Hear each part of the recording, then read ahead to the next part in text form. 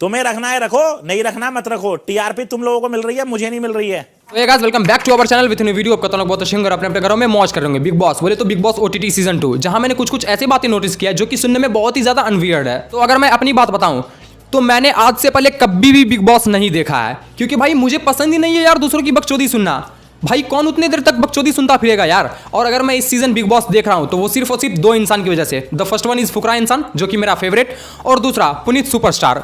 और एक बात, जो आप मूवीज देखते हो या फिर कोई भी न्यूज चैनल देखते हो या फिर टीवी सीरियल देखते हो तो वहां आपको हर सेकंड पे अलग अलग एक्सप्रेशन देखने को मिलता है। लेकिन बिग बॉस एक ऐसा प्लेटफॉर्म है जहां वहां पता चलता है कि हाँ कौन से बंदे की रियलिटी क्या है, क्योंकि वहां सबके मुखौटे हटते हैं। क्योंकि बिग बॉस के अंदर ना तो आपके पास कोई मोबाइल फोन रहता है, ना कोई टीवी रहता है, और भाई बाहर की दुनिया से तो आपको कोई मतलब ही नहीं रहता है। वहां जब आपको अकेले छोड़ दिया जाता है तब वहां पे आपके इमोशंस निकलकर सामने आते हैं कि आपके अंदर कौन से इमोशंस है, फिर चाहे वो प्यार का हो, नफरत का हो, गुस्सा हो, जलन हो, फिर चाहे जो भी हो। क्योंकि जब वहां आपको 24/7 एनवायरनमेंट में रखा जाता है तब पता चलता है कि आप मुखौटे के पीछे क्या हो और आप रियलिटी में क्या हो।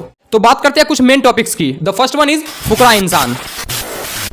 तो लॉन्च एपिसोड में मैंने ऐसी ऐसी बातें सुनी और देखी, मतलब कि जो यूट्यूबर्स हैं, जो यूट्यूब कम्युनिटी के लोग हैं, स्पेशली अभिषेक, इट मीन्स एके फुकरा इंसान। क्योंकि जब दिवांग ने फुकरा इंसान को नकली हवा बोलने लगे तो मैं बस आपसे एक ही सवाल करना चाहता हूं कि क्या आपको उसकी नर्वसनेस नहीं दिखी? आपको ये नहीं दिखा कि वो बंदा कितना एक्साइटेड है? बट एटलीस्ट जो भी हो वो कम से कम मास्क तो नहीं चढ़ा था, वो बंदा रियल तो था। आप रियलिटी को नकली हवा बोल रहे हैं। और जो टीवी स्टार्स है, जो ट्रेंड एक्टर, जिनको पता है कि कहाँ पे क्या चीज़ बोलना है, कहाँ पे क्या चीज़ नहीं बोलना है, तो वो आपको असली हवा लगता है, वो आपको रियल लगता है। अगर ये आप सोचते हैं तो वो आपकी सबसे बड़ी मिसअंडरस्टैंडिंग है। स्टार्ट करो। क्योंकि आप कभी भी किसी भी तरह के, फिर चाहे वो टीवी स्टार्स हो, सोशल मीडिया इन्फ्लुएंसर हो या फिर बॉलीवुड सेलिब्रिटी हो, आप किसी को भी इस तरह से जज नहीं कर सकते हैं। लेकिन आपको बहुत ईजी होता है ना किसी भी यूट्यूबर को कुछ भी कहना, क्योंकि आपको तो लगता है कि इनकी डिमांड तो बहुत कम है, तो इन्हें मैं जो भी चाहूंगा वो कह दूंगा। लेकिन मैं एक बात आपको बता दूं कि जितनी फैन फॉलोइंग एक सोशल मीडिया इन्फ्लुएंसर या फिर एक यूट्यूबर की होती है ना, उतनी फैन फॉलोइंग तो ये टीवी सीरियल वाले एक्टर की भी नहीं होते हैं। भाई आप मुझे एक बात बता दो, आज के टाइम पे कौन टीवी देखता है? आज के टाइम पे जितने बंदे इन्फ्लुएंसर को जानते हैं ना, उतना टीवी एक्ट्रेस वाले सीरियल को भी नहीं जानते हैं। क्योंकि आप ये कभी नहीं बोलोगे कि बिग बॉस में ये बीमल का ऐड क्यों चल रहा है, ये गुटके का ऐड क्यों चल रहा है, लेकिन आप किसी को नकली हवा कह दोगे। आप ये कभी नहीं बोलोगे कि जो पूजा भट्ट है, जो आपके साथ बैठी है, उसको पैनल में क्यों रखा गया है। मैं बताता हूं कि आपने पूजा भट्ट को पैनल में क्यों रखा है। क्योंकि आप शुरुआत से ही चाहते हो कि एक हाइप क्रिएट कर दें, ताकि लोग जो है उसको पहले से ही अपना फेवरेट मानने लगे और उसको वोटिंग करके अंदर रख ले। जैसे पिछले सीजन में आपने साजिद खान और अब्दू की रिलेशनशिप बॉन्ड को बना करके रखा था। और पूजा भट्ट को कौन देखता है? अरे पूजा भट्ट को तो ठीक से कोई जानता तक नहीं है। और बात रही पूजा भट्ट की बॉलीवुड में आने की, तो वो अपने फादर की वजह से आई है, not because of talent. And the second contestant is the Lord Puneet superstar. क्योंकि आप हर सीजन एक ऐसे बंदे को लेके आते हैं जिसकी वजह से आपकी टीआरपी बढ़ती है। जैसे कि पिछले सीजन में आपने एमसी स्टैन को ले आया था, क्योंकि आप पहले से ही जान रहे कि वो बंदा क्रिंजेबल है। वो अगर इस घर में भी आएगा तो वो क्रिंजेबल एक्टिविटीज करेगा ही करेगा। और फिर क्या, वही क्रिंजेबल एक्टिविटीज उसकी मौत का कारण बन जाएगा। मतलब कि फिर क्या होगा, बिग बॉस उन्हें घर से बाहर फेंक देंगे। खत्म, bye bye, tata, goodbye, गया। लेकिन इस बार उल्टा हो गया, क्योंकि पुनीत जब बिग बॉस के घर में आए तो वो अपने कैरेक्टर से बाहर ही नहीं आ पाए। वो अपने घर में जो चीज़ करते थे, जो एक्टिविटीज़ अपने घर में करते थे, वैसी एक्टिविटीज़ ये यहाँ भी करना शुरू कर दिए, जिस चीज़ के लिए वो बंदा फेमस है। क्योंकि एक तरफ आप क्रिंजेबल एक्टिविटी वाले बंदे को अपॉर्चुनिटी देते हो और फिर आप दूसरी तरफ उससे सवाल करते हो कि आप ऐसा क्यों कर रहे हो। जब आपको मालूम है कि ये बंदा ऐसा ही करेगा तो फिर आप उसको लाते ही क्यों हो? ये फंस गया सीएम। तो देखो, पुनीत सुपरस्टार के बिग बॉस में आने से सारे बंदे खुश हैं, सिर्फ बिग बॉस को छोड़ के। घर की प्रॉपर्टी को नुकसान पहुंचाना, खुद पे हानिकारक चीजों को फेंकना, धमकियां देना, ये सब यहां कतई बर्दाश्त नहीं किया जाएगा। एंड द मेन पॉइंट, मेरा सवाल ये है कि जब आपने खुद कहा है कि इस बार जनता करेगी फैसला, तो जब जनता ने फुकरा इंसान को वोटिंग करके नंबर 1 पे चुना तो फिर आपने उसे नंबर 6 पे क्यों रख दिया? और जब पुनीत सुपरस्टार को लोगों ने वोटिंग करके नंबर 2 पे चुना तो आपने उसे नंबर 10 पे रख दिया। बहुत तकलीफ होती है जब आप योग्य हो और लोग आपकी योग्यता ना पहचाने। तो आपको पता होगा कि पुनीत सुपरस्टार को रात के 4:30 बजे घर से बाहर निकाला गया था। अब मैं आपको बताता हूं कि पुनीत सुपरस्टार को घर से बाहर क्यों निकाला गया था। इसलिए नहीं कि वो ऐसी वैसी हरकतें कर रहा था, इसलिए क्योंकि पूजा भट्ट उससे गुस्सा थी। उसको ये चीज़ समझ में नहीं आ रही थी कि मैं इस बंदे के साथ कैसे एडजस्ट करूंगी।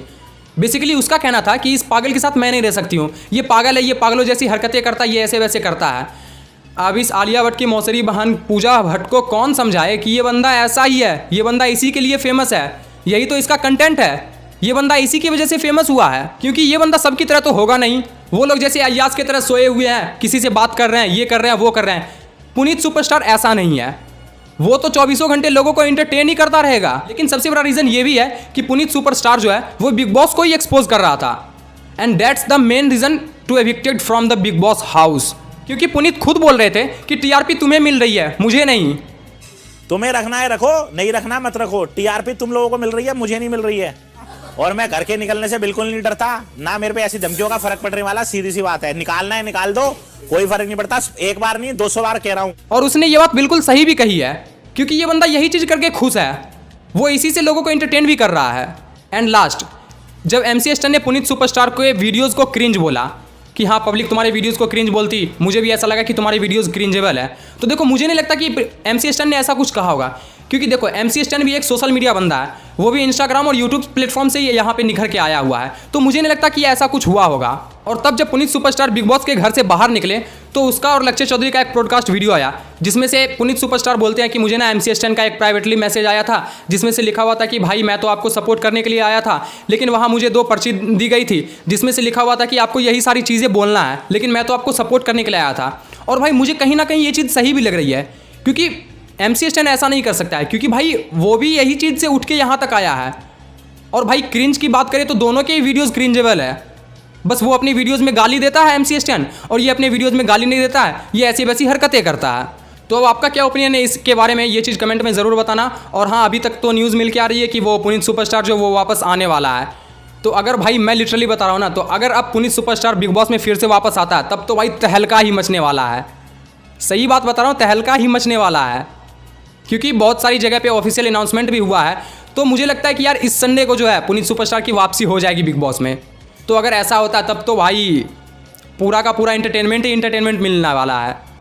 So guys that for today, आज के लिए इतना काफ़ी। अगर आपको वीडियो थोड़ी सी भी पसंद आई तो वीडियो को एक लाइक कर देना, और अगर चैनल को पहली बार देख रहे हो तो चैनल को सब्सक्राइब भी कर देना। और हाँ, इंस्टाग्राम का भी लिंक डिस्क्रिप्शन में, मन करे तो फॉलो करना। मिलता है अगले वीडियो में, तब तक के लिए बाय बाय।